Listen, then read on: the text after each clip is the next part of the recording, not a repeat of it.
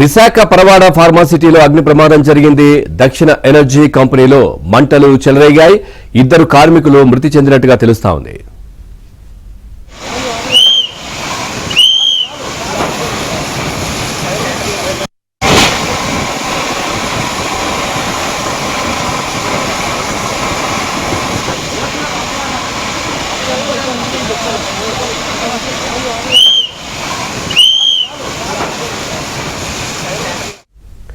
చూస్తున్నాం, విశాఖ పరవాడ ఫార్మాసిటీలో అగ్ని ప్రమాదం జరిగింది. దక్షిణ ఎనర్జీ కంపెనీలో మంటలు చెలరేగాయి. 2 కార్మికులు మృతి చెందినట్టుగా తెలుస్తా ఉంది. దీనికి సంబంధించి మరింత సమాచారాన్ని మా కరెస్పాండెంట్ సతీష్ అందిస్తారు. సతీష్, ఎంతమంది అక్కడ పనిచేస్తున్నారు, ఏం జరిగింది, కారణం ఏంటి అసలు అగ్ని ప్రమాదానికి?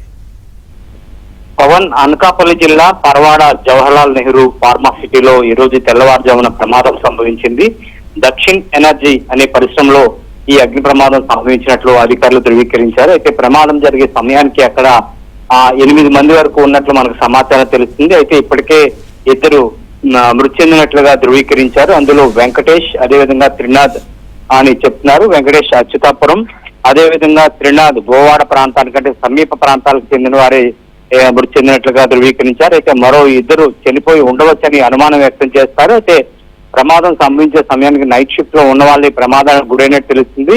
ఇంకా షిఫ్ట్ చేంజింగ్ కూడా అవ్వక ముందే ప్రమాదం చోటు చేసుకోవడంతో అంటే విధులు వీళ్ళు దిగుతున్న సమయంలోనే ప్రమాదం చోటు చేసుకోవడం తెలుస్తుంది. అయితే ప్రమాదానికి కారణం ఏంటనేది ఇంకా నిర్ధారించలేదు. దీనిపైన అధికారులు కూడా ధృవీకరించలేదు. అయితే దీనిపైన సిఐటి సంఘాలు అయితే ఆగ్రహం వ్యక్తం చేస్తున్నాయి. సేఫ్టీ ఆడిట్ నిర్వహించాలి, అదేవిధంగా పొల్యూషన్ కంట్రోల్ బోర్డు కూడా దీనిపై దృష్టి సాధించాలి. ఈ కంపెనీ నుంచి కూడా విషవాయువులు గ్రామాలపైకి వెళ్తున్నాయి. అదేవిధంగా ఈ ఫార్మాసిటీలు కావచ్చు, ఈ కర్మ పరిశ్రమ ప్రాంతాల్లో తరచుగా అక్కడక్కడ ఇటువంటి ప్రమాదాలు జరుగుతున్నా కూడా వీటిని పెద్దగా పట్టించుకోలేని పరిస్థితులు ఏర్పడడం వల్లే ఈ ప్రమాదాల సంఖ్య పెరుగుతుంది. అదేవిధంగా మరణాల సంఖ్య కూడా పెరుగుతుంది.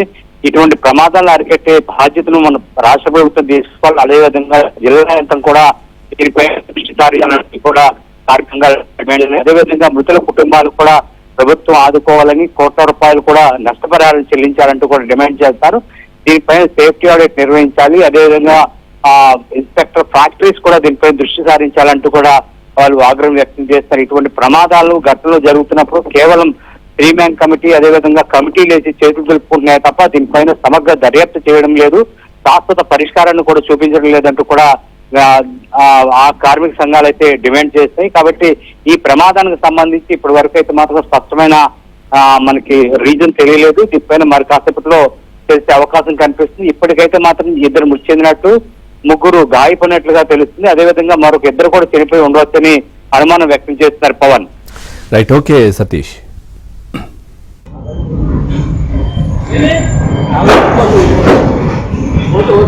हो जाता